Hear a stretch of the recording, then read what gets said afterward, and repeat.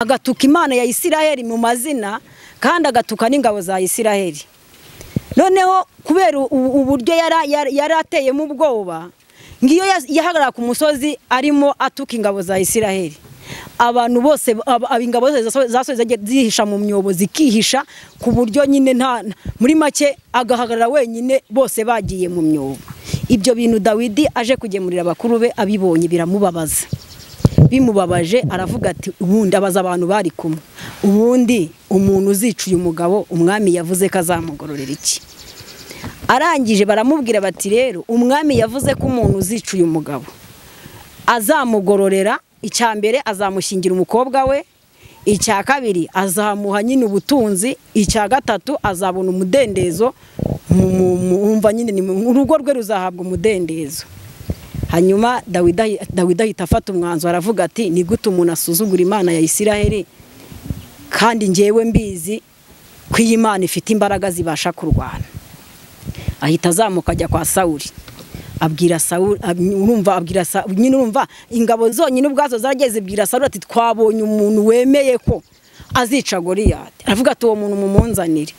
Dawidi arazigeze imbere ya Sawuli amurebye abona nakana rwose kagasore kumugenda kakiri gatoya. Aravuga ati ko ngewe Sawuli ko mfite ingabo nigishije kurwana kandi zibizi rwose ni iki kintu ubu muri make na Sawuli ubwo yaramurebye aramusuzugura ku ruhande rwe. Aravuga ati uyise yakica Goliyati habaye iki? Nta myambara agira, nta by'urugamba yize, muri make nawe ubwo aramusuzugura. Ariko Dawidi aramubwira ati rero nubwo bimeze bityo jewe ndi umuhungu wa Yesaya, iwacu ni Betelehemu, ubu ndeba maze iminsi nibera mu ishyamba, kandi mu ishyamba aho ngaho naragiraga intama za data. Iyi dubu yazaga igafata umwana w'intama, nahitaga nyisimbukira nkayishwanyaguza nkayikubita hariya. Undi ati waya tise buriya nibyo koko? Aramubwira ati nibyo. Ikintu cya mbere Dawidi yari yibitseho yabanje guha Sawuli ubuhamya. Aramubwira ati mbo niba ari byo ngaho genda urwane. Ariko aramubwira ati rero ngiye menyera njya kurwana, ntabwo wapfa kugenda uko rwose. Nibwo abantu basoma Bibiliya barabizi, yabanje amwambika imyenda ye amuhiga, ariko ngo Dawidi yakinyeganyeza kumva rwose bya bintu wapi sibye ntabimenyereye. Hanyuma rero nkuko twasomye rero Sawuli yaramubwiye ati rwose wa mwana uracyari mutoya, nta mbaraga wifitiye, dore n'ibintu by'intambara ntabwo ubizi, nubwo washwanyaguze intare n'idubu ariko ibyo bintu bitandukanye na Goliyati. Goliyati ni umugabo w'igihangange kuri iyo umubona avuga abantu bose bakajya kwihisha mu myobo. Mu by'ukuri nubwo bimeze gutyo bwose ariko ntiwamushobora. Dawidi aramubwira ati wowe mbwira umuntu uzakwicira uyu Goliyati uzamuhemba iki? Sawuli abimusubirizamo.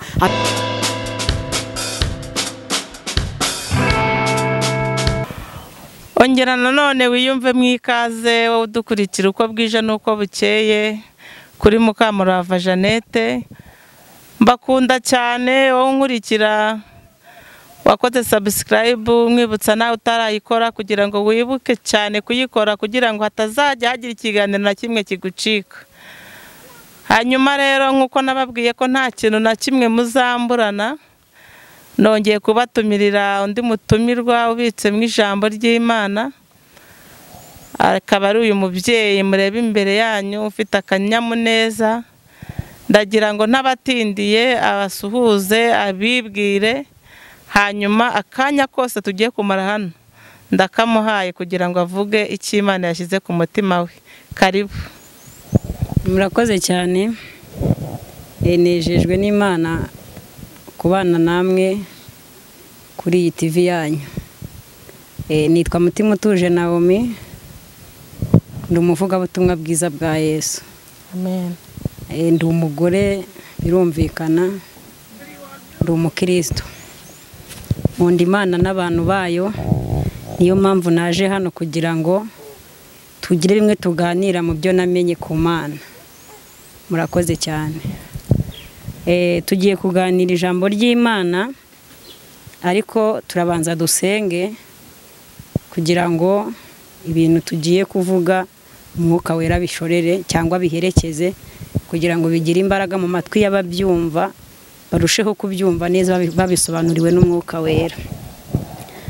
Turagushimiye mwami Imana yacu, tugushimiye ko uri Imana yo kwizerwa, kandi tugushimiye kuri imbaraga z'abagufite n'abakwizeye.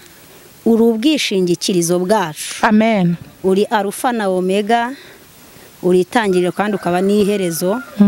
Uri Jehova Rafa. Amina. Uri Jehova Elohim. Amina. Turagukunda kuko wewe wabanje kudukunda urukundo rukomeye, kandi urwacu turabizi ni ruke. Yego. Ntabwo rwose rwakugundira, ariko wowe ubwawe watugundira bigakunda. Amen. Kandi n'uyu munsi kuba tukibasha kukuvugira ni urukundo rwawe. Haleluya. Ni imbaraga zawe wadufatishije. Amen. Tugize amahirwe nanone yo kongera kuza kuvuga ijambo ryawe. Urabizi twebwe turi abana b'abantu. Twemera ubanza utweze ibyaha byose n'ibicumuro, kugira ngo tubashe kuvuga ijambo ryawe nta mugayo utubonekaho mu maso yawe. Turagushimiye, reka uherekeze ijambo ryawe, kandi ugiye kurivuga ntaze kuba ari we avuga abwirijwe n'umwuka, kandi n'abumva nabo bumve ariko umwuka yarabasobanuriye cyane kurushaho, kugira ngo ibibabere impamba n'urwego, cyangwa bibabere umushorera mwiza wo kubageza mu bwami bwawe. Urakoze, turagushimiye kuko wumva gusenga. Ngaho dufashe muri byose mu izina rya Kristo Yesu umwami wacu. Amen. Tumaze gusenga, tugiye gusoma ijambo ry'Imana. Uyu munsi numvishe nshaka yuko tuza kuganira ku mugabo witwa Dawidi ndetse na Goliyati. Numvaga nshaka ko tuza kurebera hamwe ni iki kintu Dawidi yari afite, cyangwa se ni iki kintu cyatumye Dawidi yica Goliyati kandi ingabo za Sawuli zari zaramunaniwe. Tugiye gusoma ijambo ry'Imana, hanyuma turebere hamwe ibyo bintu byatumye Dawidi yica Goliyati kandi ingabo za Sawuli zari zaramunaniwe. Dusome ijambo ry'Imana. Turasoma igitabo cy'umuhanuzi Samweli, igitabo cya mbere, ibice 17 duhereye ku murongo waho wa 33. Tugiye gusoma ibice 17 umurongo wa 33. Handitse ngo, Sawuli asubiza Dawidi ati, ntiwashobora gutera uwo Mufilisitiya ngo umurwanye, kuko ukiri umusore w'umugenda, kandi we ni umugabo wamenyereye kurwana uhereye mu busore bwe. Imana ishimwe. Aha hantu dusomye ni Sawuli wari urimo abwira Dawidi. Dawidi yaje agemuriye bakuru be, abasanze nyine mu kurugerero ahantu ingabo za Sawuli zari ziganditse. None hasanga hari umugabo witwa Goliyati. Uyu Goliyati yari yarazengereje Abisiraheli, yahagarara ku musozi akavuga ati, agatuka Imana ya Isiraheli mu mazina, kandi agatuka n'ingabo za Isiraheli. Noneho kubera uburyo yari ateyemo ubwoba, ngiyo yahagarara ku musozi arimo atuka ingabo za Isiraheli, abantu bose ingabo zasoze zihisha mu myobo zikihisha, ku buryo nyine muri make agahagarara wenyine, bose bagiye mu myobo. Ibyo bintu Dawidi aje kugemurira bakuru be abibonye biramubabaza. Bimubabaje aravuga ati, ubundi abaza abantu bari kumwe, ubundi umuntu uzicuye umugabo umwami yavuze ko azamugororera iki? Arangije baramubwira bati, rero umwami yavuze ko umuntu uzicuye umugabo azamugororera, icya mbere azamushingira umukobwa we, icya kabiri azamuha nyine ubutunzi, icya gatatu azabona umudendezo, umva nyine urugo rwe ruzahabwa umudendezo. Hanyuma Dawidi ahita afata umwanzuro aravuga ati, ni gute umuntu asuzugura Imana ya Isiraheli kandi njyewe mbizi ko iyi Imana ifite imbaraga zibasha kurwana? Ahita azamuka ajya kwa Sawuli, abwira Sawuli, urumva ingabo zonyine ubwazo zarageze zibwira Sawuli ati, twabonye umuntu wemeye ko azica Goliyati. Aravuga ati uwo muntu mumunzanire. Dawidi araza ageze imbere ya Sawuli amurebye abona nakana rwose kagasore kumugenda kakiri gatoya. Aravuga ati ko ngewe Sawuli ko mfite ingabo nigishije kurwana kandi zibizi rwose ni iki kintu ubu muri make na Sawuli ubwo yaramurebye aramusuzugura ku ruhande rwe. Aravuga ati uyu se yakica Goliyati habaye iki? Nta myambaro agira, nta by'urugamba yize, muri make nawe ubwo aramusuzugura. Ariko Dawidi aramubwira ati rero nubwo bimeze bityo jewe ndi umuhungu wa Yesaya, iwacu ni Betelehemu. Ubu ndeba maze iminsi nibera mu ishyamba, kandi mu ishyamba aho ngaho naragiraga intama za data. Iyi dubu yazaga igafata umwana w'intama, nahitaga nyisimbukira nkayishwanyaguza nkayikubita hariya. Undi ati waya tise buriya nibyo koko? Aramubwira ati nibyo. Ikintu cya mbere Dawidi yari yibitseho yabanje guha Sawuli ubuhamya. Aramubwira ati mbo niba ari byo ngaho genda urwane. Ariko aramubwira ati rero njye menyera ibyo kurwana, ntabwo wapfa kugenda uko rwose. Nibwo abantu basoma Bibiliya barabizi. Yabanje amwambika imyenda ye amuhiga, ariko ngo Dawidi yakinyeganyeza kumva rwose bya bintu wapi sibye ntabimenyereye. Hanyuma rero nkuko twasomye rero Sawuli yaramubwiye ati rwose wa mwana uracyari mutoya, nta mbaraga wifitiye, dore n'ibintu by'intambara ntabwo ubizi. Nubwo washwanyaguze intare n'idubu, ariko ibyo bintu bitandukanye na Goliyati. Goliyati ni umugabo w'igihangange, kuri iyo umubona avuga abantu bose bakajya kwihisha mu myobo. Mu by'ukuri nubwo bimeze gutyo bwose ariko ntiwamushobora. Dawidi aramubwira ati wowe mbwira umuntu uzakwicira uyu Goliyati uzamuhemba iki? Sawuli abimusubiramo byose uko bizagenda. Dawidi afata umwanzuro ajya abwira ati wowe ibintu byawe unyambitse binkuremo, ngewe nifitiye icyizere. Noneho mu by'ukuri twese turebeye hamwe mu bintu byatumye Dawidi yica Goliyati, ntabwo ari uko Dawidi yari indwanyi ikomeye cyangwa se ari uko hari ibindi bintu bindi, kuko nta n'iby'urugamba yari yarize, nta bintu by'intambara yari amenyereye. Ariko ikintu cya mbere Dawidi yari yizeye, icya mbere mu gihe cyabo cyo kwa Sawuli, urumva Goliyati we yaje gutera Abisiraheli. Yari azi ko aje gutera nk'utera amoko yose asanzwe. Ntabwo yari azi ko mu Bisiraheli hari indi mana ibitsemo itari y'Abafilisitiya, cyangwa hari indi mana bizera itandukanye n'iy'Abafilisitiya. Icyo kintu Goliyati we aza kurwana ni yarakizi.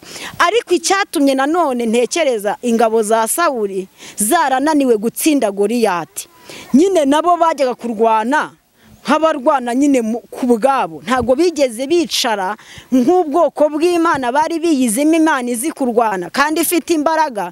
Ntibigeze biyumvamo izindi mbaraga zitandukanye n'izo bize mu gisirikare cya Sawuli. Bo bagiye nk'abagiye kurwana bisanzwe. Ariko ikintu cyiza nabonyemo, ngira ngo uyu munsi dufatanye kumva neza, abantu b'Imana twebwe dufite Imana kandi turabizi, twaranabyigishijwe. Ni Imana ifite imbaraga ishobora byose, itagira ikintu na kimwe kibaho kiyinanira. Ibyo turabizi. Ariko ikibazo kubyapurika byaratunaniye, kubifata nk'ukuri byaratunaniye. Nyine turabivuga, tukabisengeramo, tukajya mu makorari, tukabatizwa, muri make tukaba mu mirimo y'Imana, ariko tutarashyikira neza imbaraga z'Imana dukorera. Nibwo buryo rero n'izi ngabo za Sawuli zagiye ku rugamba kurwana n'Abafilisitiya ku bwazo, zishingikirije imbaraga z'igisirikare bize, ariko ntabwo bigize bishingikiriza imbaraga z'Imana. Nge rero ikintu nabonyemo cyatumye Dawidi yica Goliyati, kandi koko ingabo za Sawuli ngo harimo bakuru ba Dawidi batatu, ngo bari barize ibintu by'intambara, bari babimenyereye ku rwego ngo babonye Dawidi arimo no kubaza ubundi nguriya mugabo uhagaze hari yutuka ubwoko bw'Imana ninde, ngo umwe mukuru we bita Abinadabu ngahita mukurura amubwira ati ngwino hano n'ubwibone bwawe. Nta soni, uyu mugabo abantu bose baramubona bakamwisha, none wowe uri kuza guhagarara aho ngaho uri kuvuga ubusa, ati ubundi bwa butama wabushyize hehe? hanyuma rero byaje kurangira koko Dawidi nyine abibonye ariko ntiyabyemera, wafata umwanzuro wo kujya avuga ati nge byanga bikunda Goliyati nzamwica. Ikintu cya mbere Goliyati yarazi muri we, yarazi imbaraga z'Imana, avuga ati Imana yanshoboje kwica intare nidubu mu ishyamba, izo mbaraga zinkoreramo ntago zambashisha kwica uwo Mufilisitiya. Muri make yarabanje yigirira icyizere kimuha ubushobozi bwo kumva ko yakwica Goliyati. Mbere yuko ajya no gutanga no kujya kwiyemeza kujya kubibwira umwami, ubwe yarabanje yigirira icyizere, kandi icyo cyizere yigiriye yakigiriye Imana mu cyimbo cye. Jewe njya mbona abantu benshi bakora imirimo y'Imana n'abakora ibindi, ikintu cya mbere gishobora kuba kibitera, bashobora kuba bikora wenda badafite, muri make bashaka kugira ngo amazina yabo amenyekane cyangwa se bagira ibindi. Ariko Dawidi we yakoze ibi bintu mu rwego rwo kugira ngo izina ry'Imana ya Isiraheli rimenyekane, icyo cyonyine gusa cyari gutuma Imana imuha ubushobozi bwica Goliyati, kandi yamara kumwica koko izina ry'Imana ryaramenyekanye mu Bisiraheli bose. Ikindi cya kabiri cyatumye Goliyati yicwa na Dawidi, nuko Goliyati we yarahagaze asuzugura Imana ya Isiraheli, kandi arangije anabivuga no mu mazina arabyatura. Imana irebye aho gasuzuguro kangana gutya, iravuga ati ngi ibyo ntago nabyihanganira rwose, niko nabitekereze. Ihagurutsa Dawidi wenyine wigiriye icyizere, aza kwica Goliyati. Kandi mu bintu byose mu buzima busanzwe, buriya nubwo dusenga Imana tuba dukwiriye kuyiha umwanya wa mbere mu buzima bwacu n'imibereho yacu, mbere yuko duha ibyacu imbere. Rero mu bintu byatumye Dawidi yica Goliyati, icya mbere nuko Dawidi yari yarasutsweho amavuta na Samweli. Ku gihe cye yari yarasutsweho amavuta na Samweli.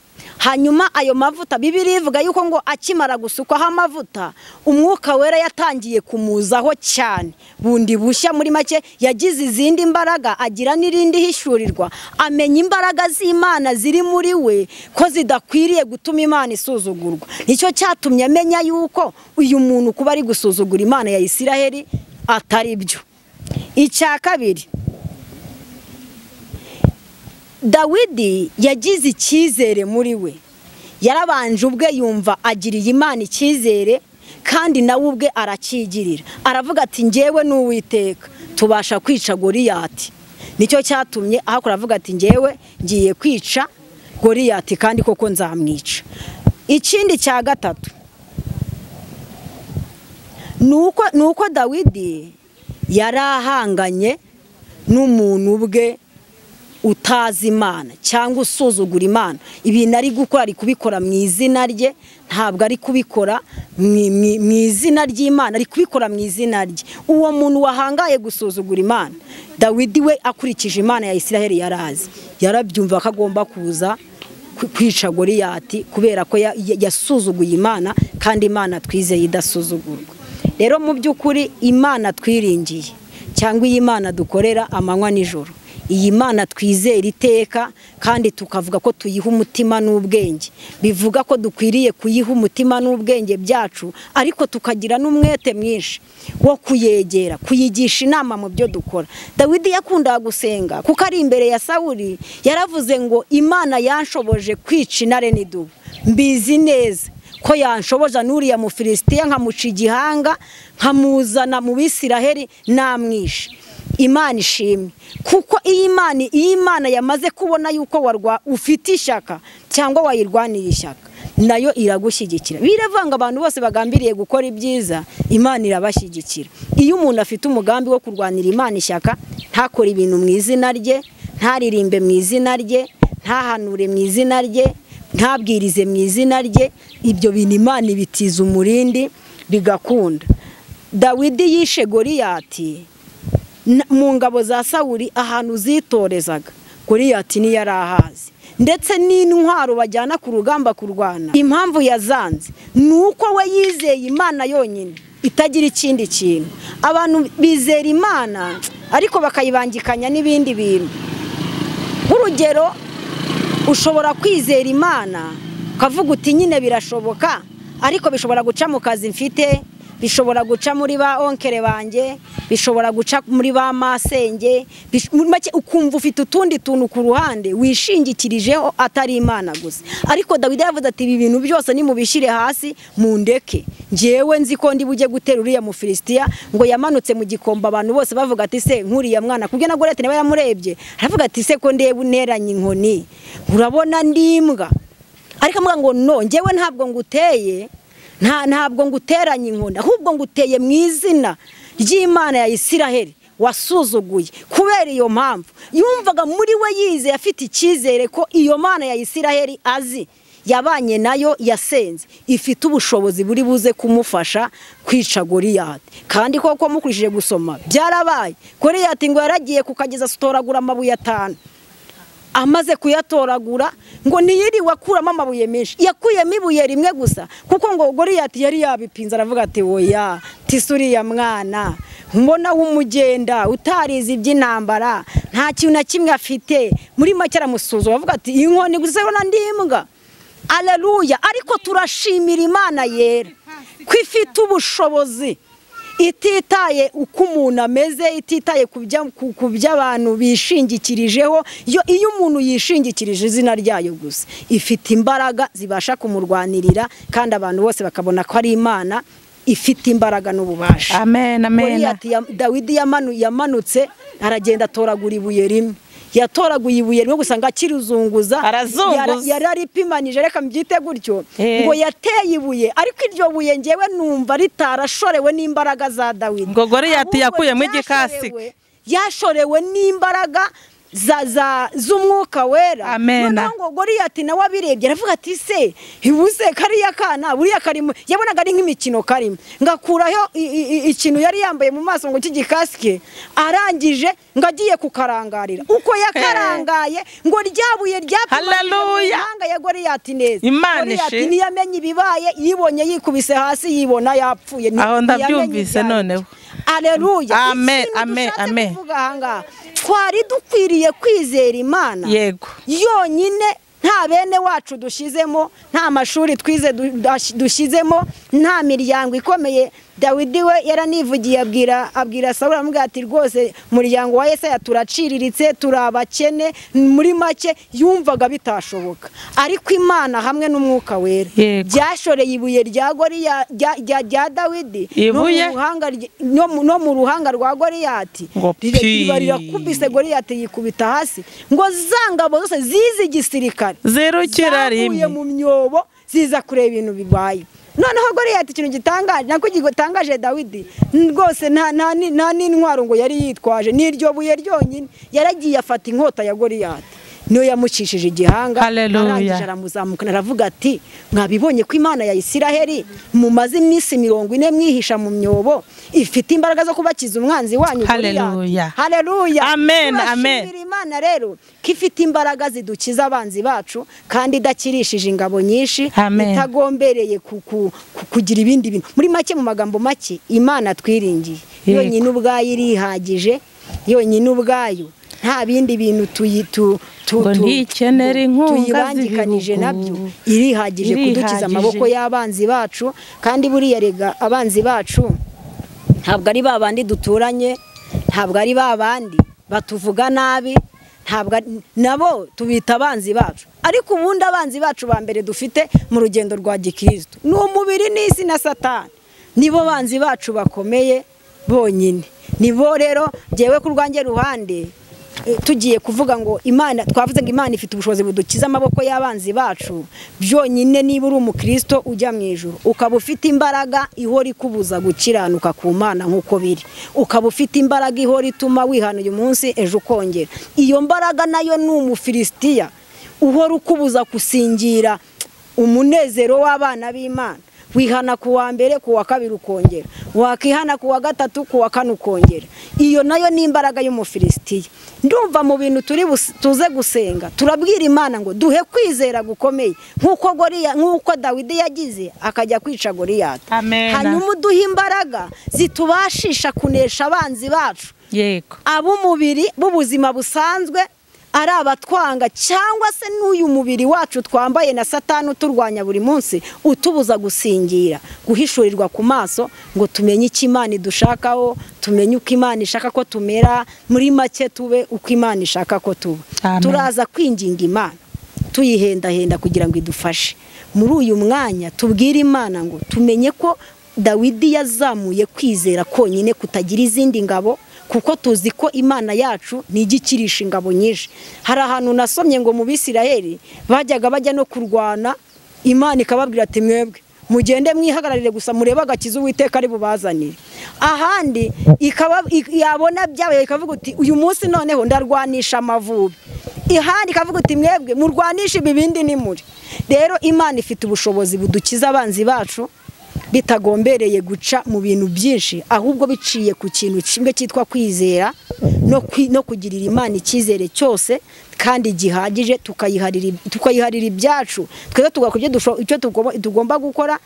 Twemereye kugenda tukiga, ariko tukiga twizeye imbaraga z'Imana muri ayo mashuri yacu. Twemereye kugenda tugakora akazi, ariko tugakora akazi twizeye imbaraga z'Imana muri ako kazi kacu. Ntitwizere ubwenge bwacu, ntitwizere imiryango tuvukamo, nayo tukayizera kugira ngo bitadutera kuyisuzuma ko nayo turayikeneye, ariko nanone tukizera Imana ibasha gukoresha abantu. Ubuse ni hari abantu bafite imiryango ikomeye, ubona ubuzima bwayoberanye, babuze icyerekezo, kandi mu by'ukuri bafite amaboko yakagombye kuba bafata, ariko ibintu byose y'Imana birimo bigenda neza, ibintu byose y'Imana biherekeje bigenda neza. Rero nk'uko twatangiye tubivuga, twavuze ngo turashaka kumenya ikintu cyatumye Dawidi yica Goliyati, kandi mu by'ukuri ingabo za Sawuli zari zaramunaniwe pe, zari zimaze iminsi 40 Goliyati yivugira ku gasozi, zose zigashirira mu myobo zikihisha kubw'impamvu zo kumutinya, kandi ntabwo zigeze zimenya neza ko ubwabo mu Bisiraheli bibitsemo Imana ifite imbaraga irenze iz'Imana z'Abafilisitiya. Iyo baza kumenya ngo twebwe Abisiraheli turi bande, bakamenya ngo ese Goliyati we n'Abafilisitiya ni bande, icyo kintu bakakimenya, bakajya kurwana n'Abafilisitiya bazi ko bizeye muri bo ko harimo Imana ibasha kubaha kunesha. Cyane icyo gihe cyari no ku gihe cy'umutambyi Samweli, cyari igihe cyiza, abantu bemeraga Imana, kandi Samweli rwose icyakora Sawuli we yari afite ukuntu yari yaragomeye Imana isa nk'iyamuciye, kuko na Bibiliya yandika ko ari ingabo za Sawuli, ntabwo yavuze ko ari ingabo z'Uwiteka. Ariko Dawidi niwe wenyine wabashe guhishurirwa, aravuga twe turi Abisiraheli kandi Imana itwiringiye, cyangwa twebwe ubwoko bwacu tugira Imana muri twebwe itandukanye n'Imana y'Abafilisitiya. Ni Dawidi wenyine wabashe kubihishurirwa. Akimara kubihishurirwa rero byamuteye gufata umwanzuro.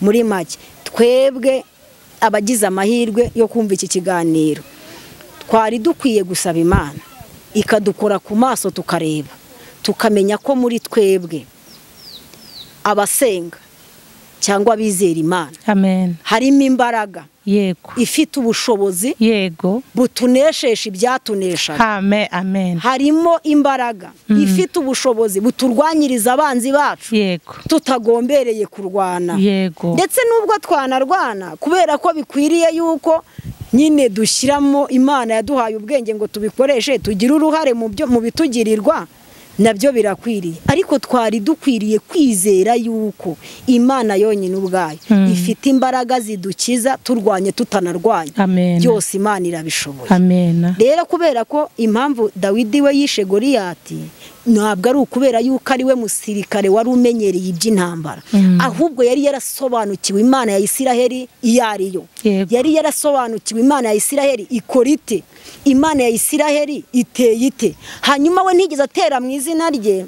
Ubu n'abantu benshi bakorera Imana cyangwa n'abakora imirimo isanzwe, umuntu ashora ibintu mu imbaraga ze yiringiye ubumenyi cyangwa experience afite muri ibyo bintu, ariko niyiringire ko hanyuma y'ibyo byose hari indi mbaraga y'Imana ibishoreye. Rero Imana navuga ngo idukore ku maso cyangwa ikingura ubwenge n'ibitekerezo byacu kugira ngo tubashe gusingira Imana, tuyisingirize ibitekerezo byacu ku rwego tuyibanze mbere y'uko tugira ibindi bintu byose tubanza gukora. Hanyuma Imana itugwirize n'imbaraga zo kuyimenya ku kigero tuyizera. Mbona ko impamvu abantu batizera Imana ni uko baba batayizi, kandi kumenya Imana bisaba kuyegera usenga, kuyegera usoma ijambo ryayo, kuyegera nyine ubishyiraho ubwenge, ukavuga uti ko ndi umukristo koko ndi mu ibihe ndimo bihora bishakashaka kumenya iby'Imana ishima. Ese ubuzima mbayemo bubanza Imana imbere? Ese ubuzima ndimo buhora bumva bufite muri make nyine ubuzima bwanjye ni Imana ibuyobora? Ibyo nitubimenya tuzaba mu buzima nyine bwizera Imana, buyikorera tuyizi, tudatinya intambara iza hato na hato, izizanywe n'abantu, bizatuma tuba mu buzima bwizera Imana. Murakoze cyane, Imana ibahe umugisha. Reka dusoze dushimira Imana ko yatubashishije kumva ndetse no kuvuga kugira ngo ubwami bw'Imana bwamamare, cyane ko impamvu tuvuga ibi ngibi si impamvu zacu, ni impamvu zo kugira ngo Imana imenyekane hafi ndetse na kure, mu gihugu cy'u Rwanda turimo uyu munsi, ndetse no hanze yacyo, abantu bamenye yuko Imana ariyo ifite ubushobozi ku bantu bayo yaremye, ndetse no ku bintu byose ariwe mushorera wa byose. Imana ibahe umugisha. Amen. Murakoze cyane.